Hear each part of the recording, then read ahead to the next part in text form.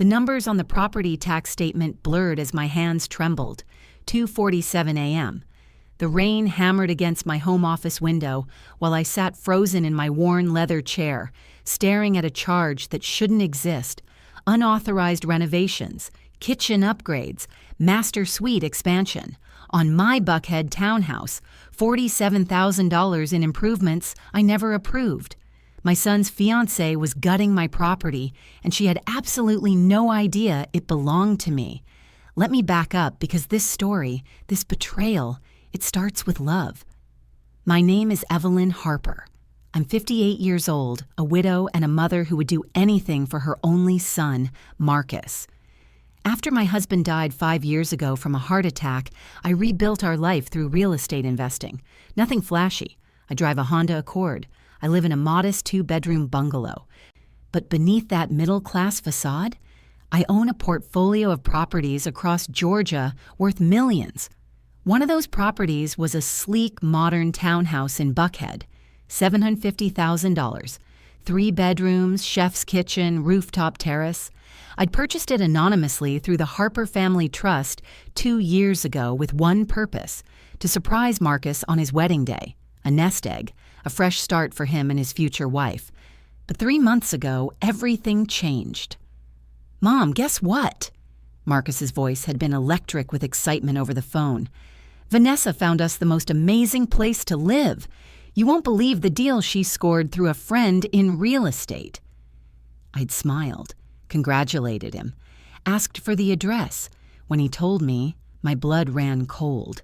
It was my property. My future daughter-in-law, this woman who'd been systematically cutting me out of my son's life for 2 years, who whispered poison in his ear about how I didn't think she was good enough, who made him skip family dinners and ignore my calls. She was living in the house I'd bought for him, and she thought she'd found it herself. For 3 months, I stayed quiet. I watched. I investigated. Because something gnawed at my gut, telling me this wasn't coincidence. This was calculation. Tonight, reviewing the quarterly property reports, I discovered just how calculated it really was. Vanessa wasn't just living in my house. She was subletting it on Airbnb, pocketing thousands, while Marcus worked 60-hour weeks. She'd opened a fraudulent home equity line in his name, using forged documents. She'd hired contractors to renovate my property, running up charges that would eventually destroy my son's credit. The woman Marcus thought he loved was systematically dismantling his future, one stolen dollar at a time. My jaw clenched.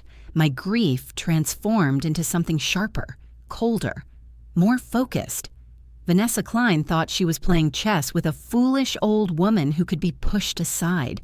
She thought the sweet, simple mother-in-law she'd been avoiding was too weak, too emotional, too irrelevant to matter. She had no idea who she was stealing from.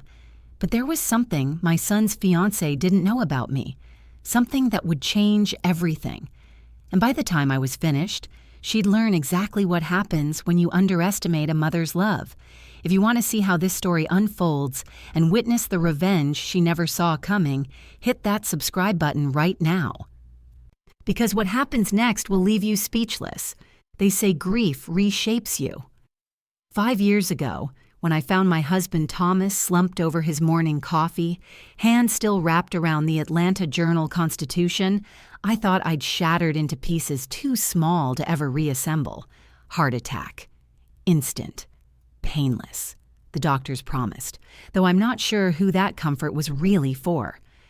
Thomas left me at 53, alone in our Decatur bungalow with a 27-year-old son and a modest inheritance from my parents. 3 rental properties in struggling neighborhoods.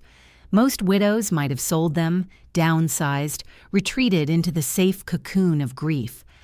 I did the opposite. I dove into real estate like a woman possessed. Maybe it was survival instinct. Maybe I needed the distraction from the gaping hole in my bed. The phantom sound of Thomas's laughter that haunted our kitchen. Whatever drove me, I was good at it. Better than good. I had my father's eye for undervalued properties and my mother's gift for negotiation. Within 2 years, I'd flipped those 3 rentals into 7. By year 4, I owned 15 properties across Georgia. The The money came quietly, steadily, like rainfall collecting in a basin. I never advertised my success, never upgraded my lifestyle. The 2012 Honda Accord Thomas bought me still ran perfectly fine. The bungalow still felt like home. Why draw attention? Why invite judgment or jealousy or the endless parade of people suddenly interested in being your friend? Besides, I had Marcus, my boy, my sensitive, brilliant, trusting boy. Even as a child, Marcus saw the world through rose-colored glasses. He believed people were fundamentally good. He rescued injured birds, befriended the lonely kids at school, wore his heart on his sleeve like a badge of honor. Thomas used to worry that the world would chew him up. I argued that Marcus's kindness was strength, not weakness. After Thomas died, Marcus became my anchor. He'd visit every Sunday, help with repairs around the bungalow, tell me about his work at the tech firm. Software engineer, stable salary, good benefits. He'd inherited Thomas's analytical mind and my determination. I was so proud I could burst. "Mom, you should travel more," he'd say, worried about me rattling around alone. "Take a cruise. See Europe. You've earned it." I'd smile and deflect. Truth was, I had a different plan for my money. In March 2 years ago, I purchased the Buckhead townhouse. 3,000 square feet of modern luxury, hardwood floors, floor-to-ceiling windows, a kitchen that belonged in Architectural Digest. The real estate agent nearly wept when I offered cash through the Harper Family Trust, a legal entity I'd established to keep my properties anonymous and protect against liability. $750,000, the most I'd ever spent on a single property. But this wasn't an investment property. This was Marcus's future. I pictured him there with his eventual wife, raising grandchildren I hoped to someday spoil. I imagined Sunday dinners on the rooftop terrace, watching Atlanta's skyline glow at sunset. The townhouse represented everything I wanted for my son: security, beauty, a foundation to build his dreams upon. I planned to surprise him on his wedding day, hand him the deed wrapped in a bow, watch his face transform from confusion to joy to gratitude. Start your marriage debt-free, sweetheart. Make the memories your father and I never got to finish. Motherhood is teaching yourself to let go while never actually wanting to. It's packing your child's favorite snacks in their college dorm box, even though they're 18 and perfectly capable of shopping for themselves. It's biting your tongue when they make choices you disagree with, trusting they'll find their own path. It's loving so fiercely that you'd burn the world down to protect them, while knowing you must let them walk into fire to grow strong. The Buckhead townhouse was my way of letting go while still holding on. Independence wrapped in security, freedom built on foundation. I just needed Marcus to find the right person to share it with. That's where everything went wrong. Marcus met Vanessa Klein at a company networking event in the spring, 2 years ago. Tech companies love those forced socialization mixers. Throw engineers and marketing consultants in a room with craft beer and artisanal cheese. Hope something productive happens. For Marcus, something did. "Mom, I met someone." His voice over the phone carried that breathless quality of new infatuation. "She's incredible. Smart, funny, ambitious. She actually listens when I talk about my work." I was happy for him. Genuinely. Marcus had suffered through a string of failed relationships in his 20s, nice girls who couldn't understand his quiet intensity, his tendency to overthink, his need for deep conversation rather than shallow small talk. "Bring her by for dinner," I suggested. "I'd love to meet her." 3 weeks later, Vanessa Klein walked through my front door, and every maternal instinct I possessed started screaming.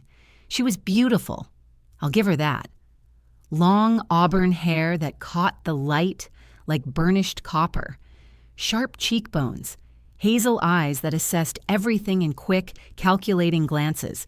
Designer jeans that probably cost more than my monthly grocery budget. A Gucci handbag casually slung over her shoulder like an afterthought. "Mrs. Harper." She embraced me like we were old friends, her perfume expensive and overpowering. Marcus talks about you constantly. This house is absolutely charming. Charming. The word dripped with condescension, the way someone might compliment a child's crayon drawing. Over dinner, my pot roast that Marcus had loved since childhood, Vanessa dominated the conversation. She talked about her marketing consultant work, dropping brand names like breadcrumbs, Coca-Cola, Delta Airlines, the Atlanta Falcons. She mentioned her influential family back in Chicago, a father in finance, a mother who sat on charity boards. "Why did you move to Atlanta?" I asked, genuinely curious. Fresh start after a tough breakup. She reached across the table, squeezed Marcus's hand. Best decision I ever made. Something about her stories felt rehearsed, polished but hollow, like a house staged for sale. The details shifted slightly each time she referenced her past. Her father was in investment banking, then private equity, then hedge funds. Her previous relationship ended due to distance, then different goals, then his family issues. Marcus didn't notice. He watched her with puppy-dog adoration, hanging on every word.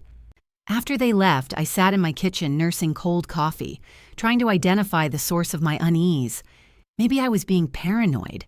Maybe I was the stereotypical overprotective mother, incapable of accepting any woman as good enough for her son. But then I started noticing details. Vanessa's Instagram, which Marcus showed me proudly, displayed a lifestyle that didn't match a marketing consultant's salary. Designer clothes in every photo.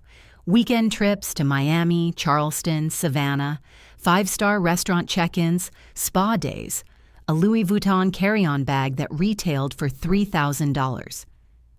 "She's doing really well in her career," Marcus explained when I gently raised the question. "Big corporate clients pay premium rates."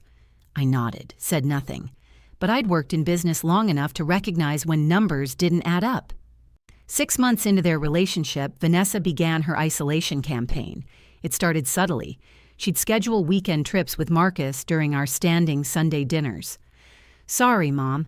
Vanessa got us tickets to a wine festival in Dahlonega." Then she'd book dinner reservations on his birthday, just the two of them. She wanted to do something romantic. You understand, right? Then she started appearing in his stories about me, twisting context. One evening, Marcus called, his voice tight with tension. "Mom, did you tell Vanessa you thought she was too materialistic?" My stomach dropped. "I never said that. I mentioned being surprised by her travel schedule given. She feels like you don't think she's good enough for me, that you don't approve of her because she's not from money like us." Marcus.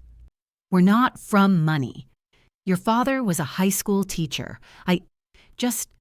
Can you try to be more welcoming? She's really hurt." The gaslighting had begun. Vanessa was rewriting our interactions, painting me as the villain in their love story. And Marcus, sweet, trusting Marcus who believed people were fundamentally good, he believed her. Our Sunday dinners became monthly, then quarterly. His phone calls grew shorter, more distracted. When I reached out, Vanessa's influence hung between us like fog. My neighbor Dorothy noticed. She caught me crying on my front porch one October evening, leaves falling around us like dying wishes. "Oh, honey." Dorothy sat beside me, her 70-year-old bones creaking. She'd been my neighbor for 15 years, watched Marcus grow up, attended Thomas's funeral. "Is it that girl?"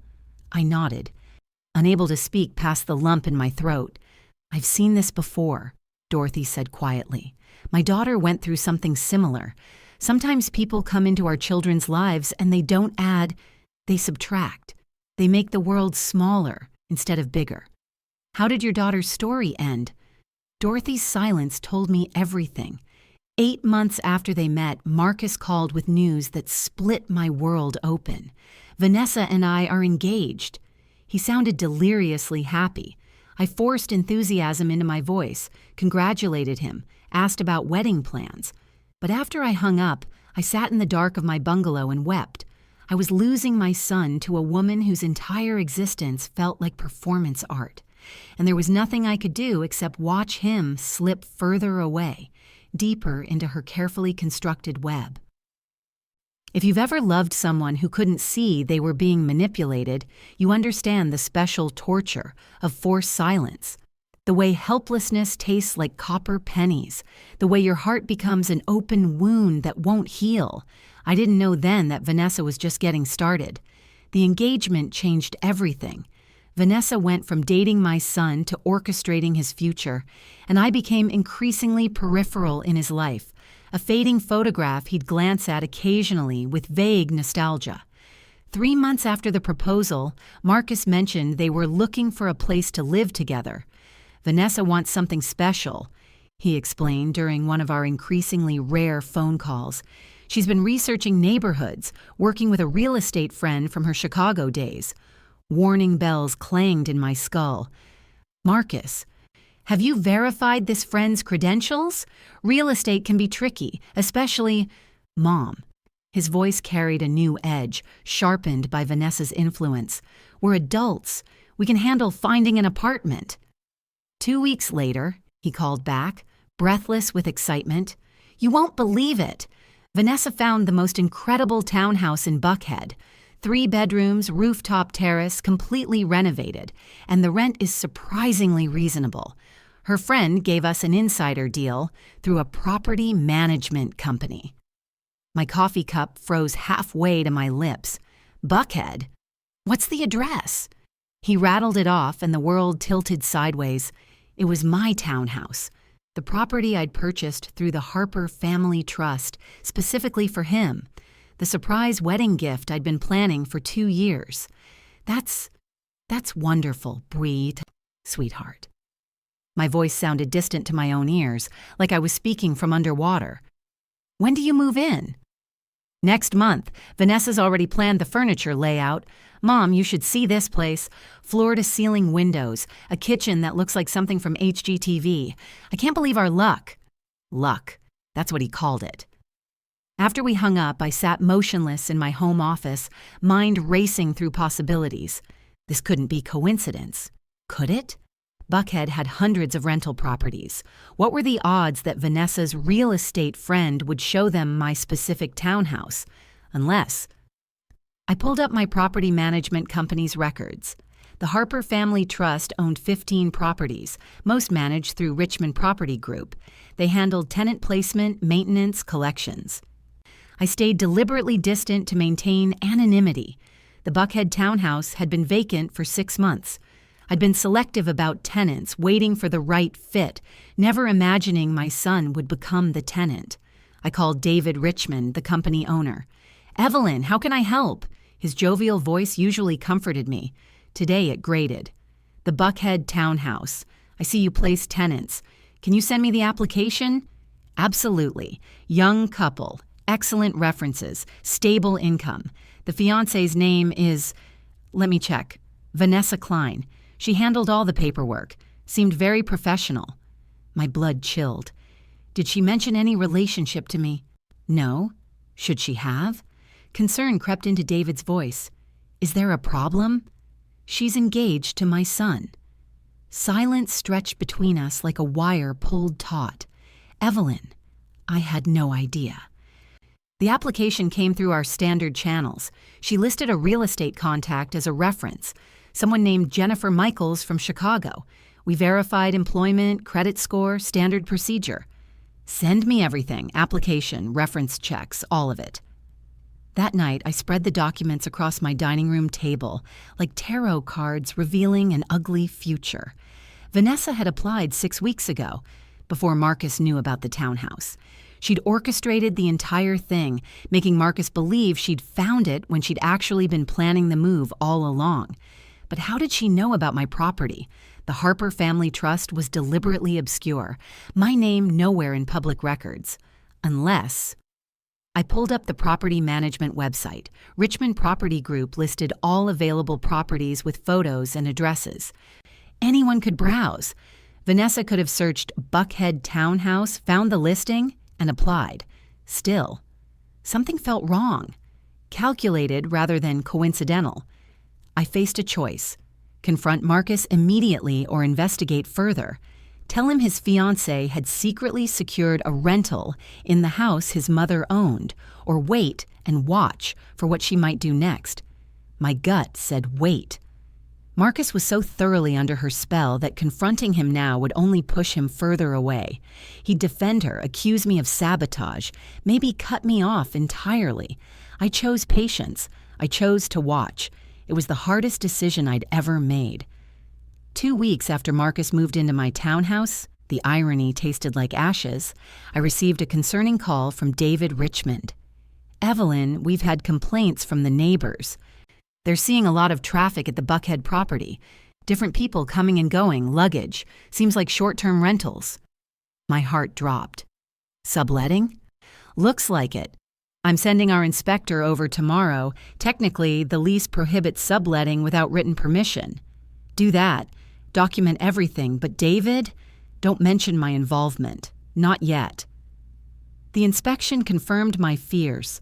Vanessa had listed the townhouse on 3 different short-term rental platforms, Airbnb, VRBO, and a corporate housing site. She'd photographed every room, marketed it as her luxury property, and was charging $350 per night. I did the math. If she rented it just 10 nights per month, that was $3,500 in her pocket, more than covering their legitimate rent to my property management company and generating profit on top. She was stealing from my property to fund her designer lifestyle, and Marcus had no idea. Worse, when I cross-referenced the dates of her rental listings with Marcus's work calendar, helpfully updated on his public LinkedIn, every booking coincided with his business trips or late work nights. She was operating her illegal hotel whenever he wasn't home. My hands shook as I saved the evidence. Screenshots, booking confirmations, reviews from guests praising Vanessa's beautiful home. But it gets darker. David sent another email 3 weeks later. "Major problem. Unauthorized renovation work happening at the property. Someone hired contractors without approval." I drove to Buckhead that evening, parked across the street from my townhouse, and watched. A contractor's truck sat in the driveway. Through the large windows, I could see workers installing custom cabinets in the kitchen I'd chosen so carefully 2 years ago. I called the contractor the next day, pretending to be a neighbor with interest in renovations. "Oh yeah, beautiful project," he said enthusiastically. "The homeowner, Vanessa Klein, wanted top-of-the-line everything. Wolf range, sub-zero refrigerator, custom Italian tile. We're talking $45,000 in kitchen work alone, plus another $30,000 for the master bathroom remodel. How's she paying for that? Home equity line, I think. I just submit invoices to the financing company." My world fractured. Home equity line. On a property she didn't own, using Marcus's name and credit. That evening, Marcus finally called. First time in 3 weeks. "Hey Mom, sorry I've been MIA, work's been crazy, but guess what? Vanessa surprised me with kitchen renovations, new appliances, the whole 9 yards. She said she wanted our home to be perfect." That's quite a surprise. My voice remained steady through sheer force of will. "How did she afford that?" "She has some savings from a previous job, wanted to invest in our future together." Pride colored his words. I told her she didn't need to, but you know Vanessa. When she wants something, she makes it happen. Yes, I was learning exactly who Vanessa was. A thief, a con artist, a woman systematically destroying my son's financial future while playing house with stolen money. If she only knew who she was really stealing from, if she only knew that the sweet, simple mother-in-law she'd manipulated Marcus into avoiding owned every square inch of her fraudulent empire. If she only knew I was watching, documenting, waiting for the perfect moment to reveal exactly what happens when you underestimate a mother's love. The game was on, and Vanessa Klein had no idea she'd already lost. I needed proof, not suspicions, not maternal instinct, not the sick feeling in my gut. I needed documentation that would hold up in court and shatter Marcus's illusions simultaneously. 3 days after discovering the unauthorized renovations, I hired James Chen. James ran a private investigation firm in Midtown, specializing in financial fraud and domestic cases. Former FBI, 23 years in white-collar crime before going private. His office walls displayed commendations and framed newspaper articles about cases he'd cracked: embezzlement schemes, insurance fraud, identity theft rings. Mrs. Harper. He shook my hand with the firm grip of someone who'd spent decades reading people. Mid-50s, salt and pepper hair, eyes that cataloged everything. Tell me what you need. I laid out the situation methodically. The townhouse, the engagement, the subletting, the renovations. James took notes on a yellow legal pad, his expression never changing. "What's your goal?" he asked when I finished. "Eviction? Criminal charges? Protecting your son?" "All of it." My voice didn't waver. "I want evidence of every crime she's committed. I want to know who she really is, and I want my son to see the truth before he legally binds himself to a con artist." James nodded slowly. "This will take time. Surveillance, financial deep dives, background checks. We're talking weeks, maybe months. The wedding's in 4 months. I have time. And if we find something worse than you expect?" I met his gaze. "Then I'll deal with it. But I need to know everything." The surveillance began immediately. James assigned 2 rotating investigators to monitor the townhouse, documenting everyone who entered and exited. Within 72 hours, the pattern emerged with damning clarity. James spread photographs across his conference table, like a prosecutor building a case. "Your instinct about the subletting? Confirmed. Look at this." The photos showed a parade of strangers with luggage, young couples taking selfies on the front steps, business travelers in suits checking their phones, families with children hauling suitcases through the front door.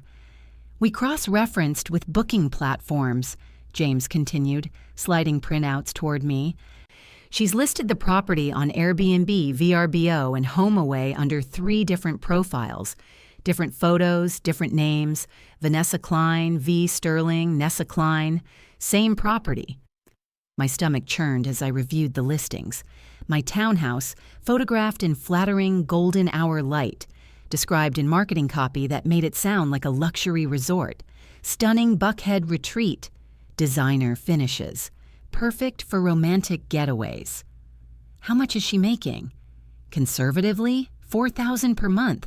She's charging $250, $400 per night depending on season and events. Peach Bowl weekend, $600 per night. She's running this like a business. $4,000 monthly. $48,000 annually. Tax-free illegal income generated from my property while paying legitimate rent of $3,200 to my management company. Here's where it gets worse. James opened another folder, the home equity line. The forged documents looked professional, too professional. Someone had created loan paperwork using Marcus's personal information, his signature expertly faked, his credit report apparently pulled through illicit means. The lender was a shell company registered in Delaware. $30,000 advanced against the equity in a property Marcus didn't own. "Is this even legally binding?" I asked, though I suspected the answer. "No, it's fraud, pure and simple. But it'll destroy his credit score when the fake lender reports defaulted payments. And look at this." James pointed to a contractor invoice. "She's actually making payments to legitimate contractors using this fraudulent money. So she's laundering her subletting income through fake loan payments to create the appearance of legitimacy. Layer upon layer of deception, each more calculated than the last." "There's more," James said quietly. "We pulled her financial records, legally through databases available to investigators. Vanessa Klein has approximately $100,000 in credit card debt. 10 different cards, all maxed out. Collection agencies have been calling her for 2 years. I stared at the credit report. Capital One, $15,000. American Express, $12,000. Chase, $18,000. On and on, a litany of financial recklessness. Her marketing consultant salary is $62,000 per year before taxes. She's drowning financially, has been since before she met Marcus. The picture crystallized with brutal clarity. Vanessa hadn't fallen in love with my son. She'd targeted him. A software engineer with stable income, good credit, no debt. A man too trusting to question her stories, too kind to see the manipulation. And through sheer coincidence, or was it, she'd secured access to valuable property she could exploit. "Keep digging," I told James. "I want to know everywhere she goes, everyone she meets, every dollar she spends." Each week brought new revelations, each one darkening the portrait. James's reports piled up in my home office safe, surveillance logs, financial statements, background checks. I read them late at night, building a timeline of Vanessa's deceptions, collecting ammunition for the war I knew was coming. When Marcus called, rare now, maybe once every 2 weeks, I maintained my facade. "How's the wedding planning, sweetheart?" "Good. Vanessa's handling most of it. You know how she is. Everything has to be perfect." "I'm sure it will be beautiful." I bit back the truth, straining against my teeth. "Not yet. Patience. Let her reveal herself completely before bringing down the hammer." "Mom, you okay? You sound tired." "Just working too hard, you know me." "Take care of yourself. I worry about you alone in that house." The irony nearly broke me.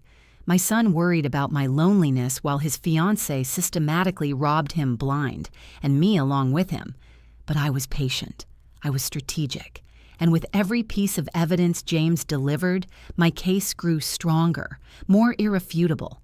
The truth was coming, and when it arrived, Vanessa Klein would discover exactly what happened when you tried to steal from a mother protecting her child. The photos arrived in my email at 3:47 p.m. on a Wednesday. James's subject line read, "We have a problem." I opened the attachment with trembling fingers. The first image showed Vanessa sitting across from a man at a restaurant. Upscale white tablecloths, wine glasses catching afternoon light through floor-to-ceiling windows. The Iberian Pig, I recognized. Expensive tapas place in Decatur. The man was older, maybe mid-40s, salt and pepper hair styled with expensive precision. Tailored suit that probably cost more than my car payment. He was leaning forward, engaged, his hand covering Vanessa's across the table. The next photo, same restaurant, different angle.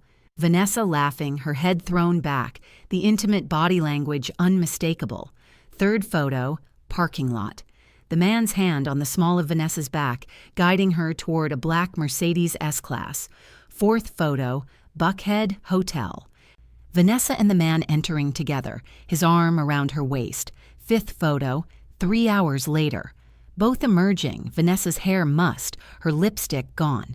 My hands shook so violently, I nearly dropped the phone. James called 30 seconds later. "I'm sorry to deliver this news." "Who is he?" "Richard Ashford, 45, founder and CEO of Ashford Capital Management, a venture capital firm, net worth approximately $80 million, married, 2 kids in private school, lives in Tuxedo Park." Of course. Vanessa wasn't just cheating. She was trading up, positioning herself for her next mark. "How long has this been going on?" "We've documented 6 meetings over the past 3 weeks, always weekday afternoons when Marcus is at work. Twice at restaurants, 4 times at hotels, different locations each time. She's being careful, but not careful enough." I closed my eyes, bile rising in my throat. This wasn't just financial fraud anymore. This was emotional devastation. Marcus working 60-hour weeks, believing in their future, planning a wedding to a woman who was sleeping with someone else during his lunch breaks. "She wasn't just after money," I whispered. "She's destroying my boy." "There's one more thing." James's voice held a note of grim satisfaction. "Richard Ashford's wife is Claire Ashford, née Bennington. Old Atlanta money. Family owns a chain of car dealerships. She's the real money in that marriage. And from what we've gathered, she's suspicious. I've seen her driving past the hotels, sitting in parking lots. She knows something's wrong." An idea sparked. "Can you arrange a meeting between Claire and me?" "That's unusual. But yes, probably." "What are you thinking?"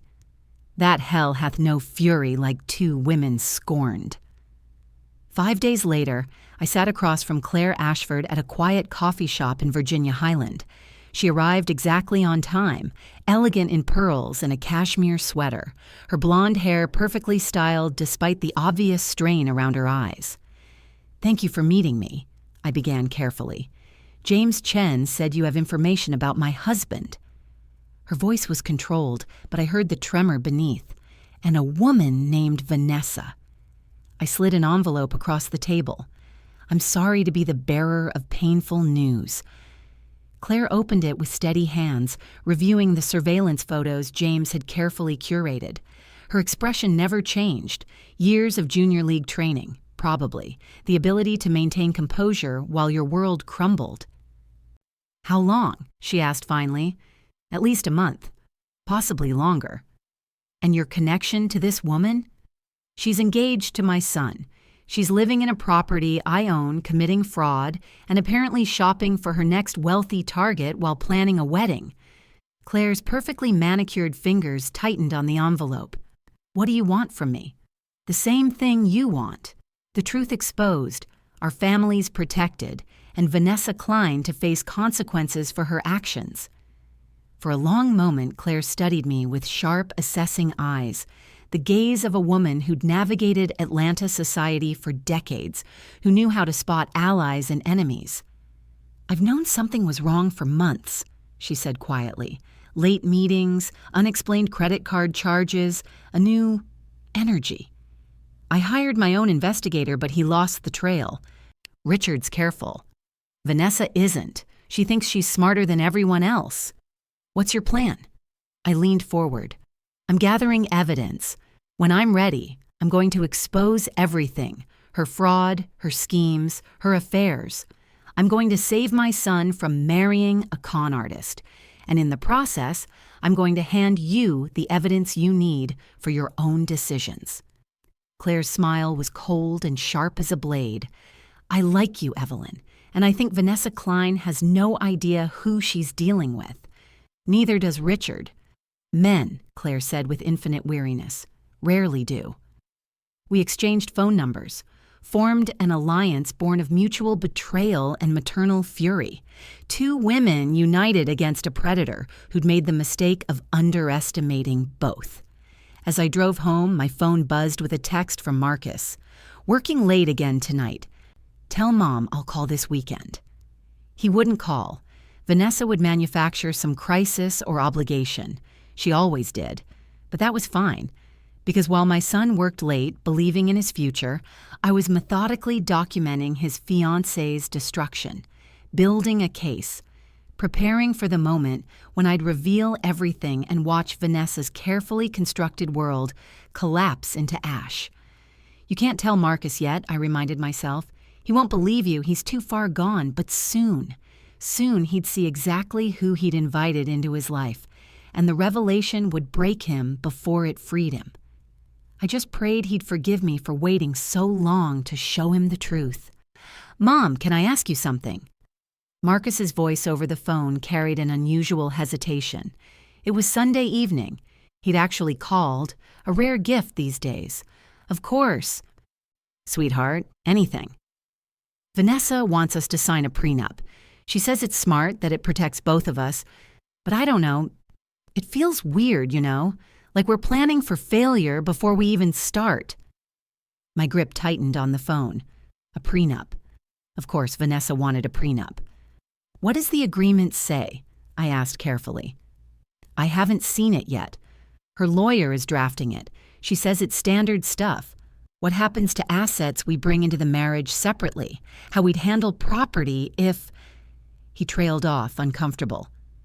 "Marcus, have you consulted your own attorney?"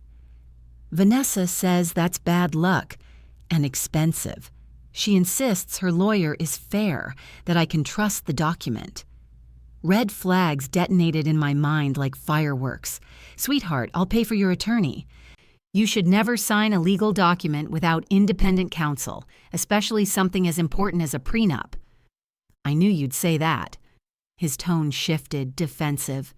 "Vanessa said you'd try to interfere, that you'd make this about not trusting her." The manipulation was exquisite. Vanessa had preemptively framed my reasonable advice as maternal sabotage. Marcus, this isn't about trust. This is about protecting yourself legally. Any good lawyer would... I have to go. Vanessa needs help with something. I'll call you later. He didn't call later. I contacted James immediately. Vanessa's pushing a prenup. I need to know what's in it. That's privileged attorney-client communication. We can't legally access, then find out who her attorney is and keep surveillance on their meetings. I want to know what she's planning. 3 days later, James called with the information I'd feared but expected. The attorney is Marcus Feldman, no relation to your son, with a practice in Buckhead specializing in creative marital agreements. That's code for prenups, weighted heavily in one party's favor. We followed Vanessa to 2 meetings at his office. The second time, we managed to get audio. How? Let's just say the attorney's receptionist was amenable to a generous tip and a small recording device left in the conference room.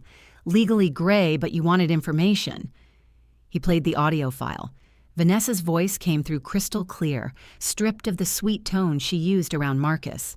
I need the agreement to give me full ownership of the house if we divorce within 5 years.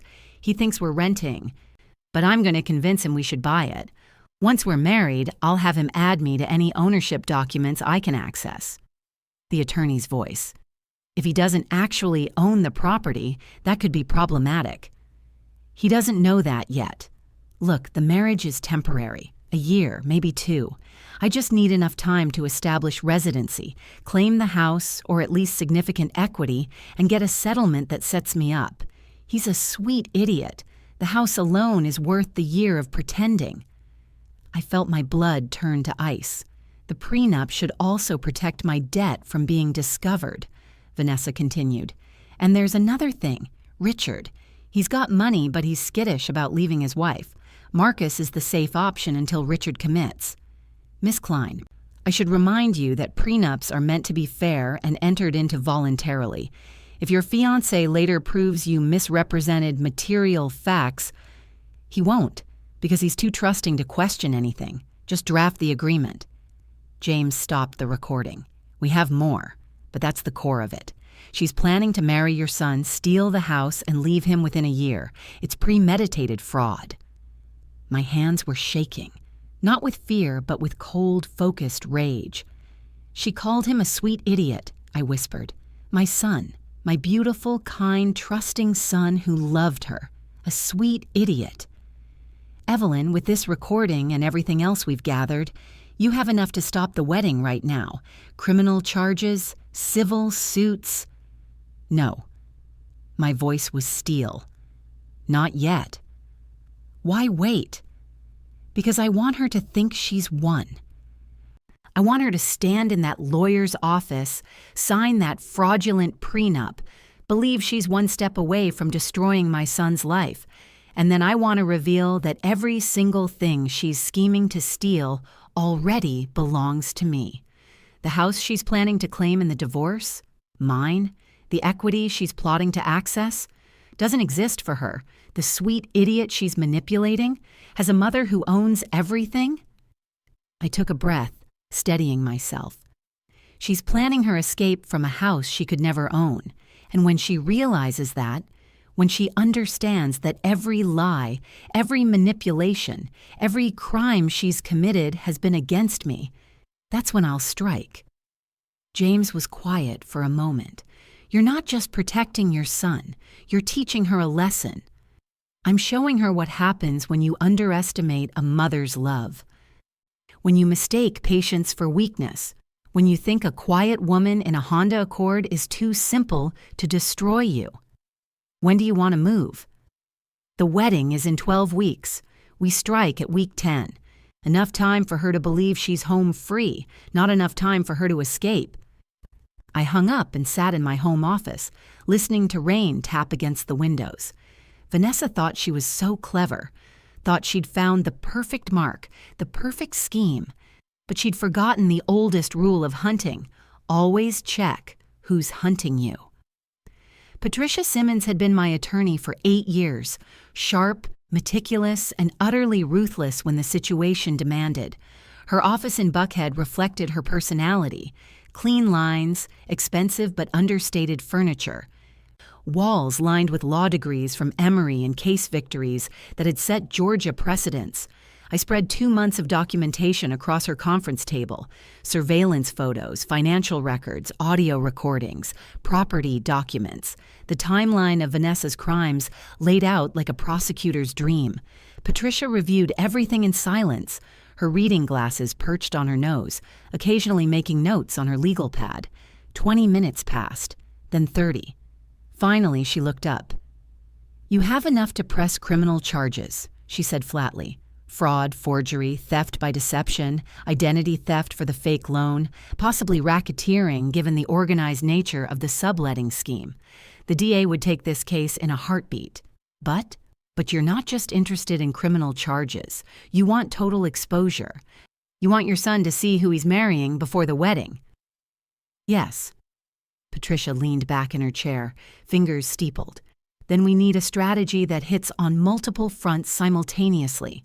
Criminal charges through the DA's office, civil lawsuit for damages, unauthorized renovations, lost rental income, property damage, cease and desist on all subletting activity, eviction proceedings through housing court." "I want her arrested," I said quietly. "I want Marcus to see her handcuffed, taken away by police. I want the reality of who she is to be so undeniable that he can't twist it into some misunderstanding. That's psychological warfare, not just legal strategy. She declared psychological warfare the moment she isolated my son from his family." Patricia's smile was thin and approving. "All right, here's what I recommend. First, we get the DA involved immediately. This audio recording of her discussing premeditated fraud? Gold. Combined with the financial evidence and the surveillance, we have probable cause for arrest warrants." She pulled out a fresh legal pad and started sketching timelines. "Second, we file a civil lawsuit seeking damages. I'd estimate $150,000 minimum between unauthorized renovations, lost legitimate rental income, and property depreciation from the subletting traffic. That lawsuit becomes public record, which means local media will likely pick it up. 'Woman arrested for elaborate property fraud scheme.' That's a headline." "Good," I said. "I want everyone to know what she did." "Third, we coordinate with your property management company to file eviction. That's a separate legal track but adds to the pressure. And fourth, this is the key, we time everything to happen simultaneously. Criminal arrest, civil lawsuit, eviction notice, all within a 24-hour period. Maximum shock and awe." "When?" "You said the wedding is 12 weeks out?" Patricia checked her calendar. "Let's do it at week 10, as you suggested. Gives us 8 weeks to coordinate with the DA, prepare all filings, and ensure everything is airtight. But Evelyn, I need to warn you. This will be traumatic for Marcus. He's going to be collateral damage in the blast radius." "I know." My voice broke slightly. "But if I don't stop this, he'll marry her, and then the damage will be exponentially worse." Patricia reached across the table, squeezed my hand. "You're doing the right thing. It's the hard right instead of the easy wrong." Over the following weeks, Patricia worked with military precision. She met with the DA's office, presenting the case to a prosecutor who specialized in white-collar crime. I sat through those meetings, watching legal professionals dissect Vanessa's schemes with clinical efficiency. "The forgery alone is 3 to 5 years, the prosecutor noted. Add in the fraud, the theft, the pattern of deception. We're looking at potentially 10 years if she doesn't take a plea deal." Meanwhile, David Richmond at the property management company received his instructions. Document every violation, send certified letters warning about lease breaches, create a paper trail showing the landlord's good faith attempts to rectify the situation before taking legal action. "I still can't believe she did all this to her fiancé's mother's property," David said, shaking his head. "The audacity." "She didn't know," I replied. "That's the beautiful part. She thought she was stealing from some faceless corporate landlord. She had no idea it was me." The small victories accumulated like interest compounding, each piece of evidence logged, each legal document filed, each timeline verified and cross-referenced. My case grew from strong to overwhelming, from winnable to absolutely ironclad. I maintained my facade through it all. When Marcus called, rarely, I was still the concerned mother, still the woman he could safely ignore because I'd always be there. "How's work, sweetheart?" "Busy. The wedding planning is stressful. Vanessa wants everything perfect." "I'm sure it will be beautiful. I can't wait." The lies tasted like ash, but necessary ash. Patience, strategy. Wait for the perfect moment. The wedding was in 10 weeks, then 8, then 6, and in my home office safe, the evidence folders grew thicker, the legal filings stacked higher. The countdown to Vanessa's reckoning ticked steadily forward. She thought she was planning a wedding. She had no idea she was approaching Judgment Day. Dorothy found me in my garden on a Saturday morning, pruning roses that had grown wild during my neglect of recent months. "Evelyn, honey." She settled onto my garden bench with a soft grunt. "You look like you haven't slept in days." "I'm fine, Dorothy." "You're not fine. You're carrying something heavy, and I think it's time you let someone help shoulder it." I put down my pruning shears and told her everything: the townhouse, the fraud, the investigation, the plan. Dorothy listened without interrupting, her 70-year-old face growing steadily more outraged. That absolute... She couldn't even finish the curse. "And Marcus has no idea?" "He's completely under her spell." "What can I do to help?" I looked at my neighbor, my friend for 15 years, who'd brought casseroles after Thomas died, who'd watched Marcus grow up, who'd earned her place in my inner circle through years of steady presence. "Be my witness. When this goes down, I'll need people who can testify to how Vanessa isolated Marcus, how she changed him, how she manipulated the situation, people who saw what I saw." "Consider it done." Dorothy's expression turned fierce. "Nobody hurts my people." The same week, Claire Ashford called with news. "Richard's leaving me," she said without preamble. "He doesn't know I know about Vanessa. But he's talking about needing space and exploring his happiness. The coward's version of asking for divorce." "I'm sorry, Claire." "Don't be. I've been married to his bank account for 20 years while he's been married to his ego. But here's the thing. He's promised Vanessa he'll leave his wife for her. I've seen text messages he stupidly left open on his iPad. She's convinced he's her ticket out of your son's middle-class life. She's playing both of them, and neither realizes it. Evelyn, when you bring her down, I want to be there. I want to see her face when she realizes all her schemes failed simultaneously. You'll have a front row seat, I promised." The final ally came from an unexpected direction. Jake Morrison, Marcus's best friend since college, showed up at my door on a Tuesday evening. "Mrs. Harper, I need to talk to you about Marcus." I let him in, made coffee, waited. "He's not himself," Jake said, hands wrapped around the mug like he needed warmth. "He doesn't hang out with the guys anymore. He's lost weight. He seems anxious all the time, like he's constantly trying to please Vanessa and never quite succeeding. Last week at the company party, I watched her flirt aggressively with a VP while Marcus was getting them drinks. When I mentioned it to Marcus, he defended her, said I was jealous of their happiness. He's isolated, I confirmed. She systematically cut him off from everyone who might question her. I tried to talk to him. He shut me down, said I sounded like his mother. Jake's expression held apology. "No offense. None taken. She's positioned me as the enemy. What can I do? Because I'm watching my best friend lose himself to someone who doesn't love him, and I feel helpless." I made a decision. Showed Jake selected pieces of evidence, enough to prove my concerns weren't maternal paranoia, not enough to overwhelm him with the full scope. Jake's face went through stages of shock, anger, disbelief, and finally grim determination. How do we save him? We show him the truth all at once, in a way he can't deny or rationalize. We let Vanessa expose herself through her own actions and words, and we make sure he has support when his world collapses. I'm in, whatever you need. Jake became our inside source. He captured photos at the work party Vanessa attended, her body language with other men, her dismissive treatment of Marcus, the mask slipping when she thought no one important was watching. Together, we built a dossier that transcended mere legal evidence: financial fraud, infidelity, emotional manipulation, isolation tactics, a pattern of predatory behavior so comprehensive that even Marcus's trusting nature couldn't explain it away. The truth doesn't need embellishment, I told my assembled allies one evening: Dorothy, Claire, Jake, James Chen, Patricia Simmons. We gathered in my living room, the evidence of Vanessa's crimes spread across every surface. It just needs patience and proper presentation. The wedding is in 12 weeks, Patricia reminded us. We strike at week 10, I confirmed, April 15th. Tax day, ironically, the day Vanessa's debts come due. What's the plan? Claire asked.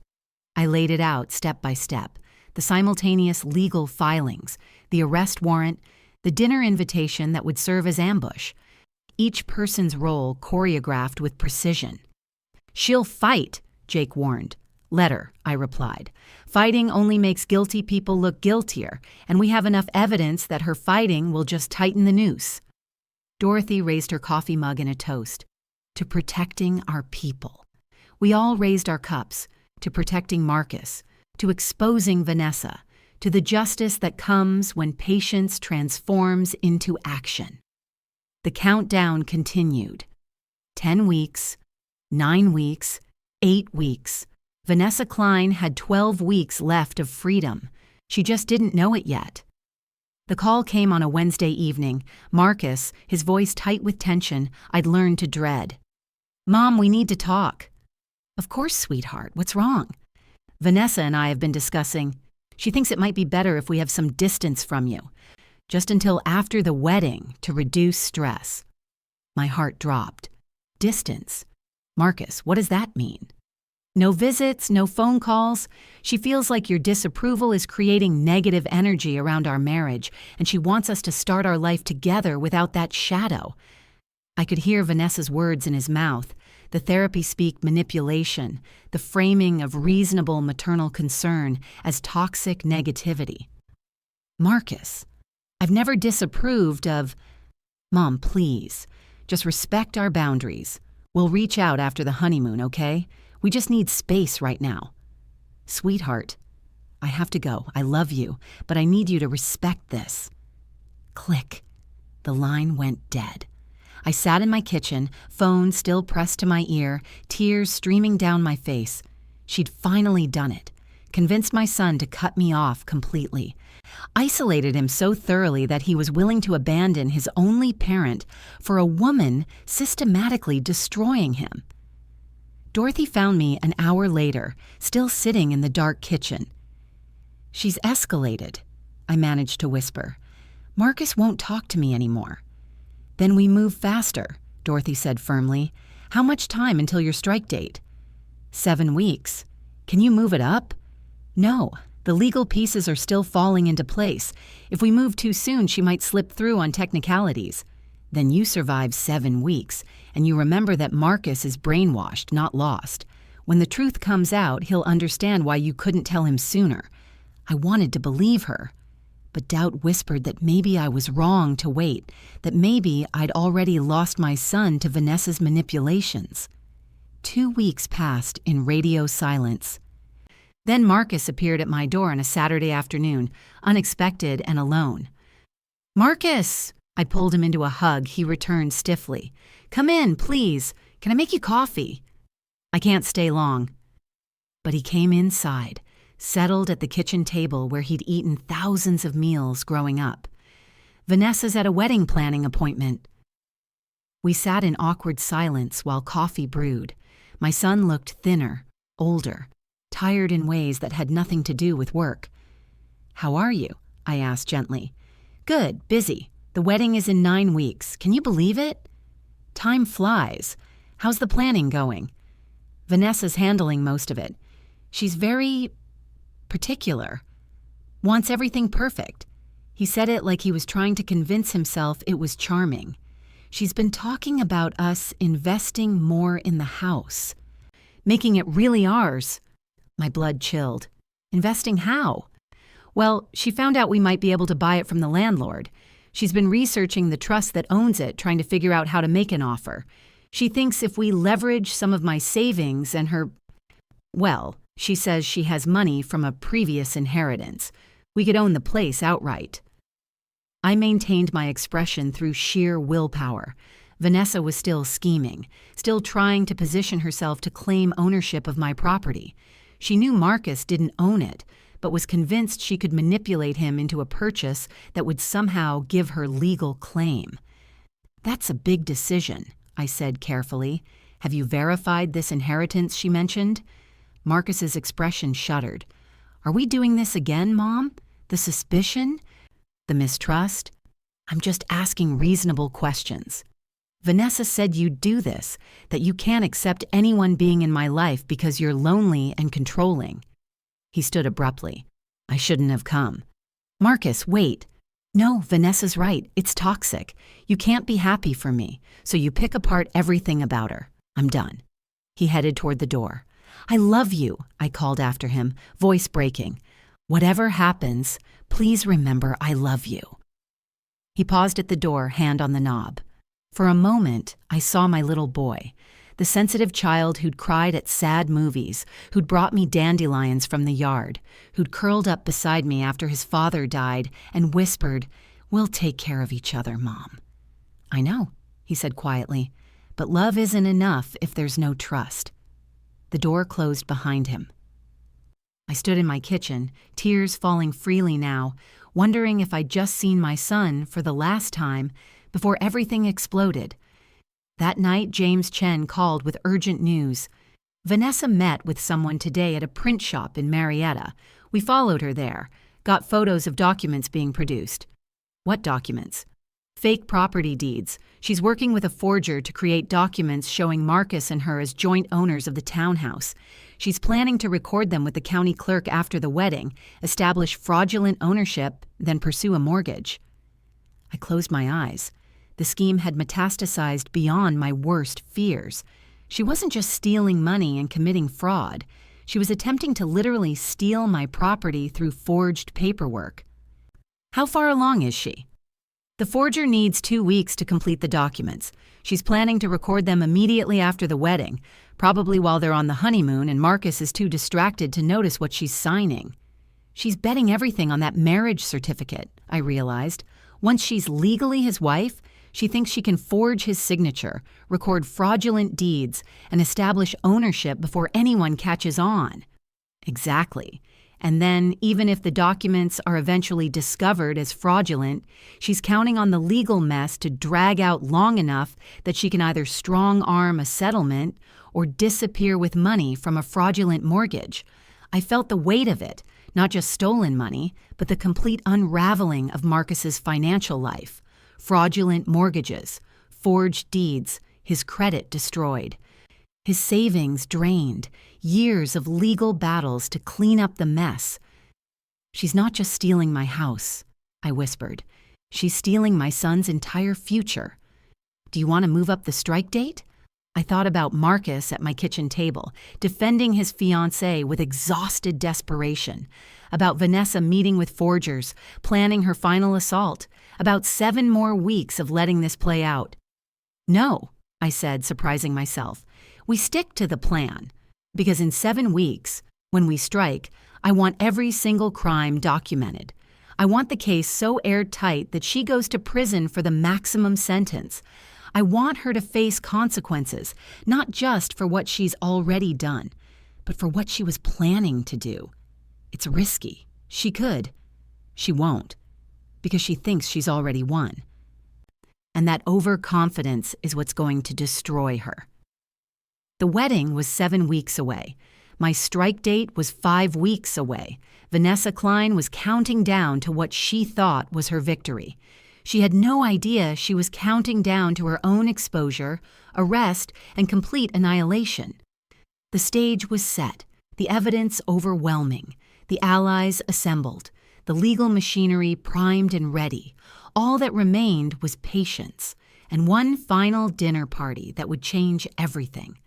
The invitation went out 5 weeks before the wedding, a simple text to Marcus. "I'd like to make peace before your big day. Dinner at my place this Saturday, you and Vanessa, please. Let me try to do better." 3 days of silence. Then, Vanessa says, "Okay, 7 p.m.? Perfect. I'll make pot roast." That Saturday evening, I set my dining room table with Thomas's grandmother's china, the good stuff I only used for special occasions. Candles flickering, wine breathing, the pot roast filling my modest bungalow with the scent of home and memory. At 6:55, Dorothy knocked on my back door. Then Jake slipped in through the side entrance.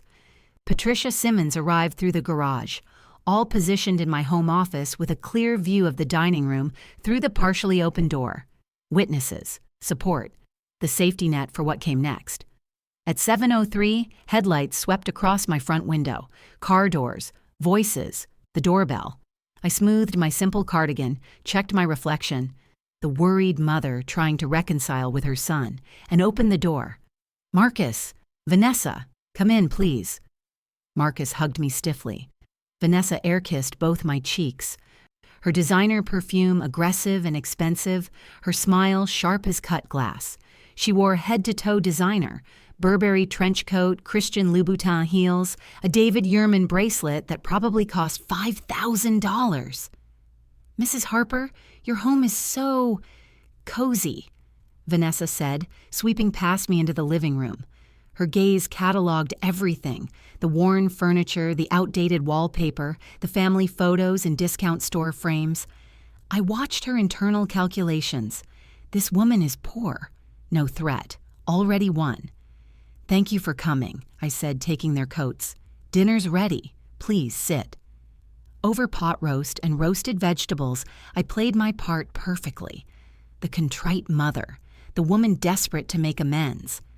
"So tell me about your beautiful home," I said, passing the breadbasket. "Marcus mentioned it's in Buckhead?" "Oh, it's absolutely stunning." Vanessa's eyes lit up with proprietary pride. "I found it through a connection. You know how important networking is. 3 bedrooms, chef's kitchen, rooftop terrace. Honestly, it's exactly what we deserve as we start our life together." "You deserve," I echoed softly. "That's a lovely way to put it. And the rent is manageable?" "Very reasonable, thanks to my negotiating skills." She reached over, patted Marcus's hand like he was a child. Marcus wanted to settle for something smaller, but I insisted we aim higher. That's what I bring to the relationship, ambition. Marcus shifted uncomfortably. "It's a great place, Mom. We're really lucky." "And you said Vanessa found it? Through a friend in real estate?" "That's right." Vanessa took a sip of wine, utterly relaxed now. "I have connections Marcus doesn't. It's why we're such a good team. He's the steady worker. I'm the strategic thinker who finds opportunities." The condescension dripped like honey laced with poison. She was enjoying this, enjoying showing the poor mother-in-law how much better she was, how she'd elevated Marcus beyond his modest upbringing. "Strategic thinking," I mused. "That's so important. Tell me, did your real estate friend mention who owns the property?" "Some trust, I think. Harper something.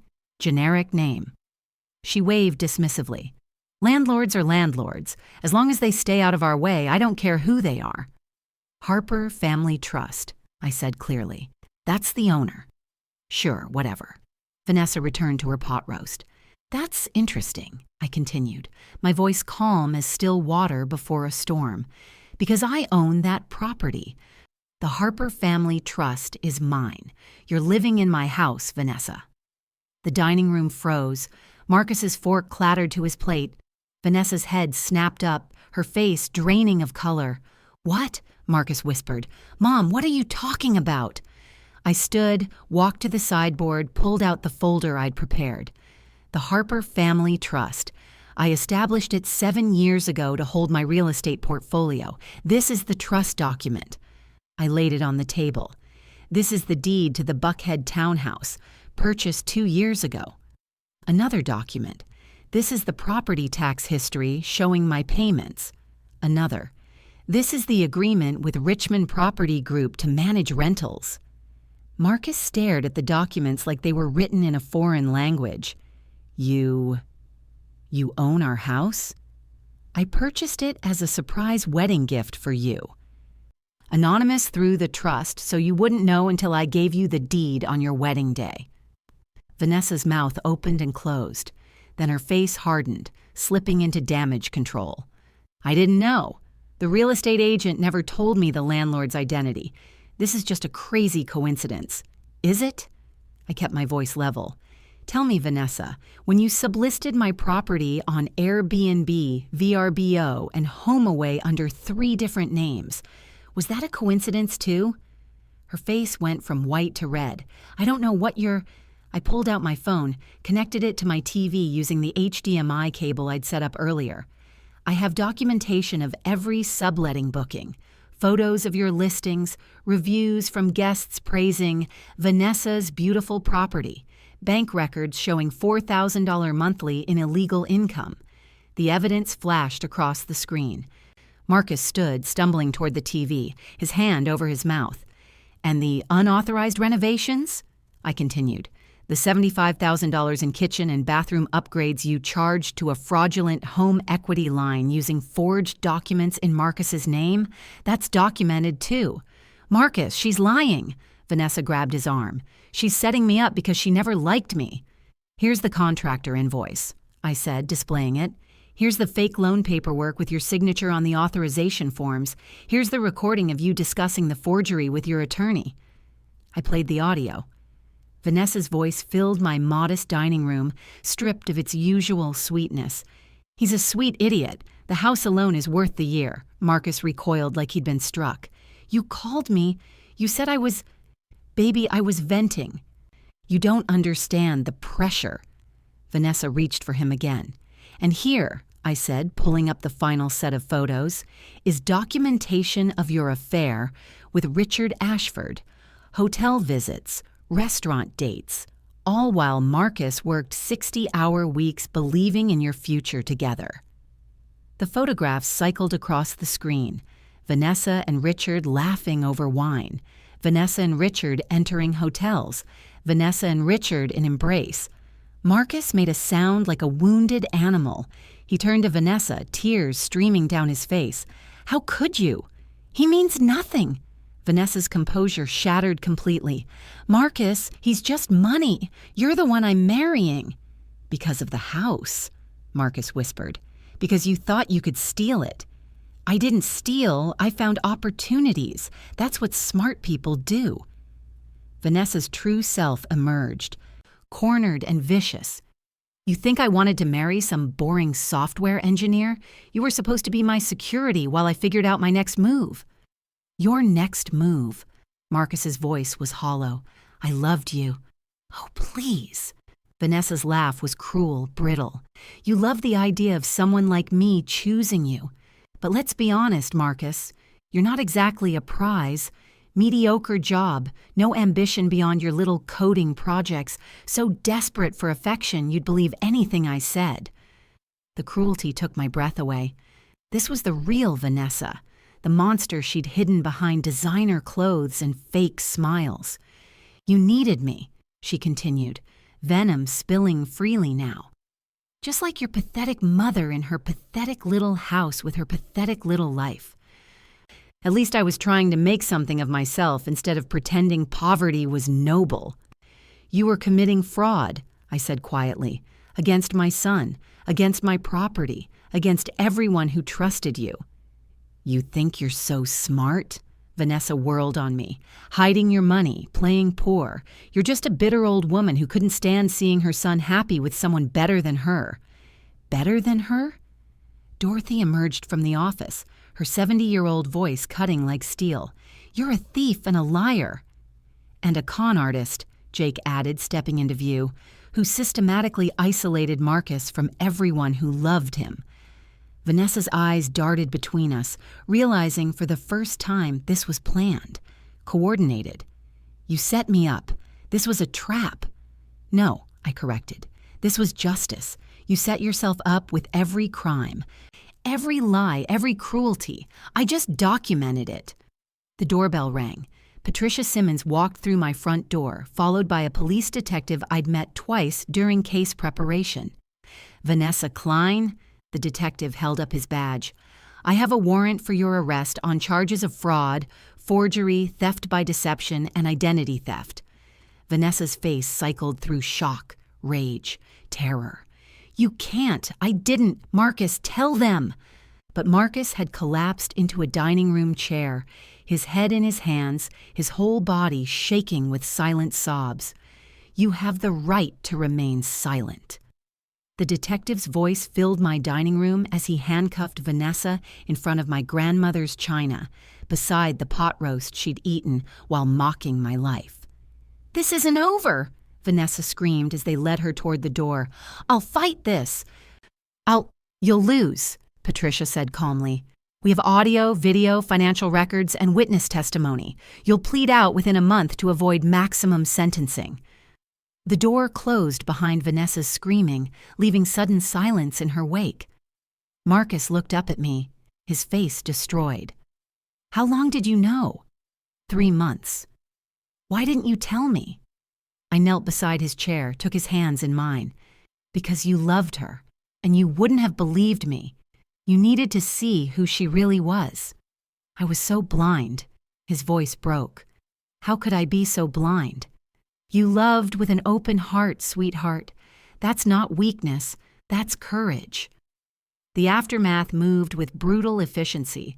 Patricia coordinated with the DA's office while Marcus sat in my living room, Jake on one side, Dorothy on the other, all of us bearing witness to his grief. Within hours, the news broke. Local Atlanta stations picked up the story first. Marketing consultant arrested in elaborate property fraud scheme. By morning, it had spread. Social media buzzing with screenshots of Vanessa's Instagram contrasted with her mugshot, the schadenfreude of watching a social climber fall. The property management company moved immediately. Within 48 hours, all subletting guests were notified and evicted. The lockboxes changed. The fraudulent home equity line flagged with credit bureaus.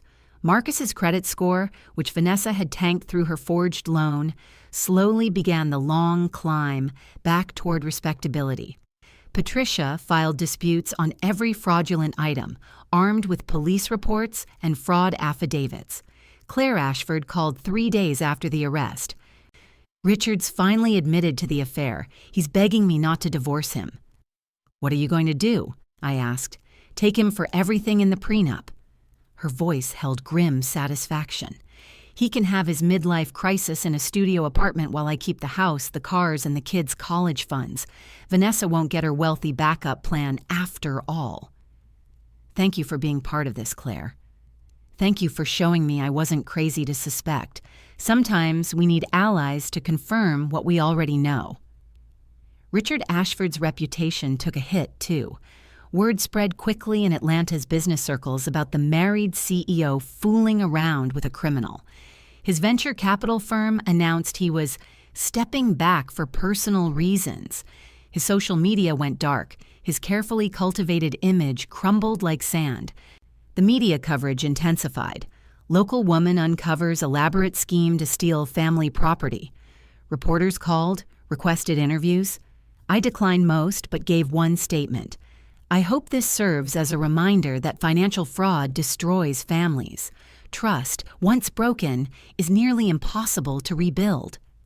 Marcus stayed with me those first few weeks, too devastated to return to the townhouse that had been the center of Vanessa's schemes. He slept in his childhood bedroom, surrounded by science fair trophies and faded posters. Some mornings I'd find him crying silently at the kitchen table, coffee growing cold in front of him. I feel like such a fool, he said one evening. You're not a fool. You were manipulated by someone who'd perfected manipulation as an art form. But the signs were there. You saw them.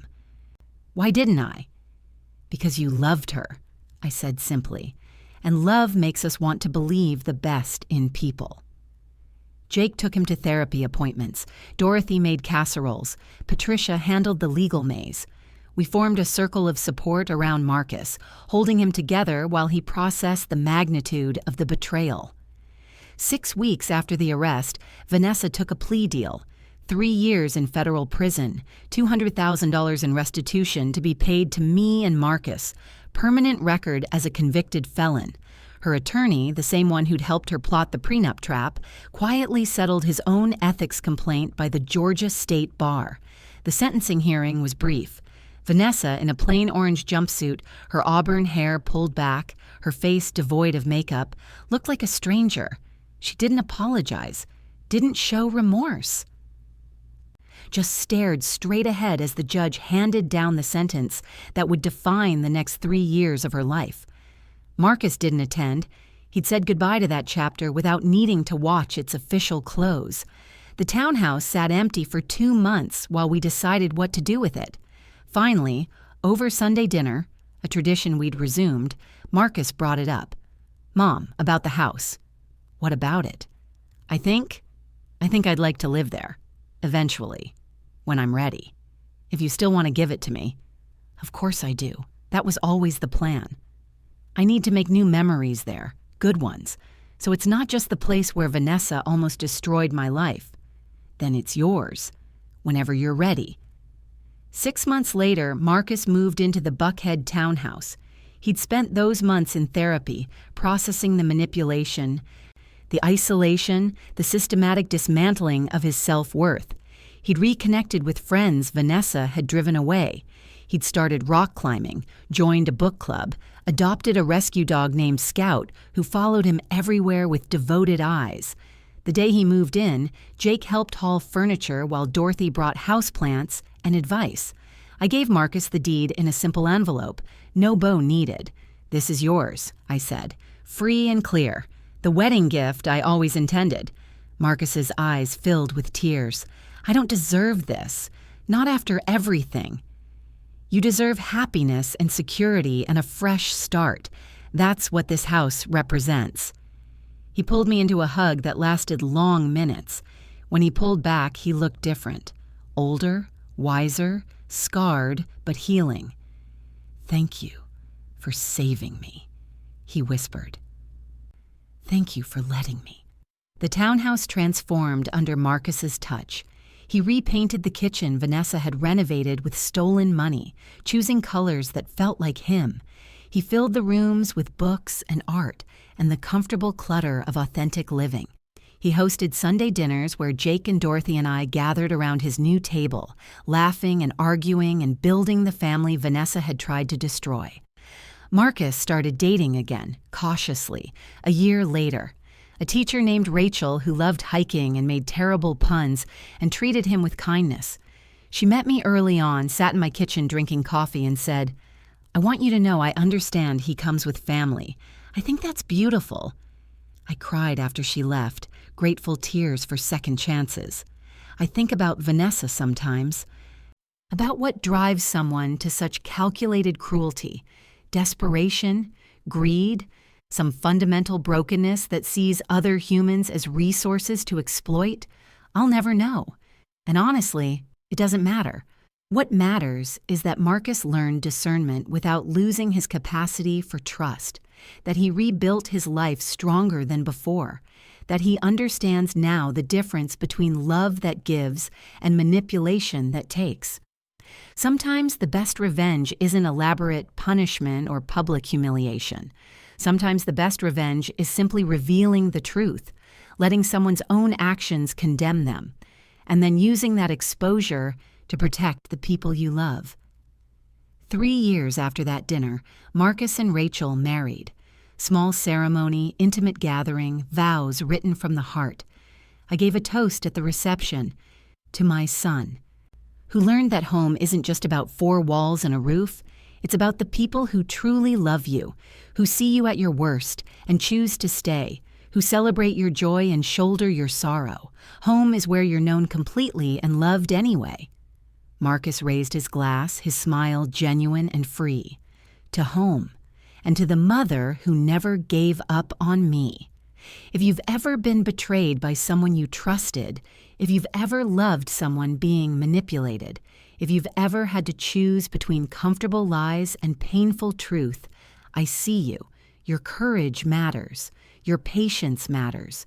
Your choice to protect instead of enabling matters. Drop your city in the comments below if this story resonated with you. And if you agree with me that family is worth fighting for, hit that subscribe button. Because sometimes the people we love most need us to be strong when they can't be. 3 years after everything imploded, I have Sunday dinner with Marcus and Rachel. Scout the rescue dog curls at my feet. Dorothy brings dessert. Jake tells terrible jokes. And in the laughter and warmth of my son's home, the home I bought him, lost him over, and reclaimed together, I know something Vanessa never understood. You can't steal what was given freely. You can't break what was built on truth. And you can never, ever underestimate a mother's love. My son learned that home isn't measured in square feet or property values. It's measured in the people who show up, who stay, who hold you when you're breaking and celebrate when you're whole. And that kind of home, no one can ever take that away.